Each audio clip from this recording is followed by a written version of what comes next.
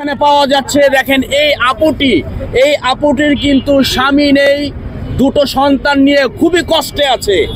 যারা নাকি ভাইরালের পিছনে দৌড়াচ্ছেন তাদের উদ্দেশ্যে বলছে, অবশ্যই এই আপুর কেক সকলেই খাবেন যারা আগারগাঁওতে আসেন কেক খাওয়ার জন্য।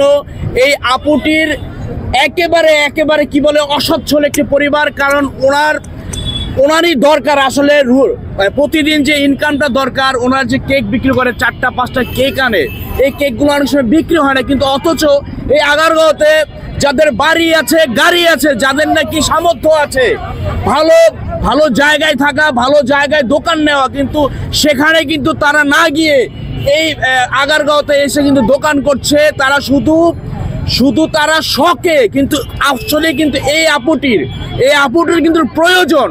ওনার যদি 10টা-12টা কেক বিক্রি হতো তাহলে কিন্তু ওনার পরিবারটা সচ্ছল হতো। কিন্তু আমরা আসলে যারা এই ভিডিওগুলো দেখবেন, অবশ্যই আপু আপনার নাম কি? শারমিন আক্তার। আপনি প্রতিদিন কয়টা কেক বিক্রি করেন?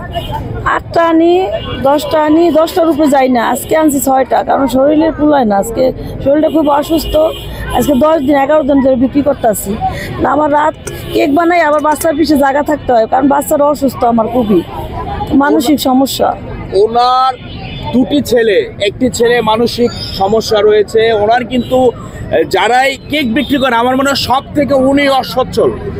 ওনাকে সচ্ছল করতে হলে আমরাই কিন্তু পারবো। যারা আমরা অন্য জায়গায় কেক খাই, আমরা কিন্তু কেক খেয়েছি অলরেডি, কিন্তু আমিও খেয়েছি কেক, কিন্তু অন্য জায়গা থেকে এই কেকের গুণগত মান কোনো অংশ কম না।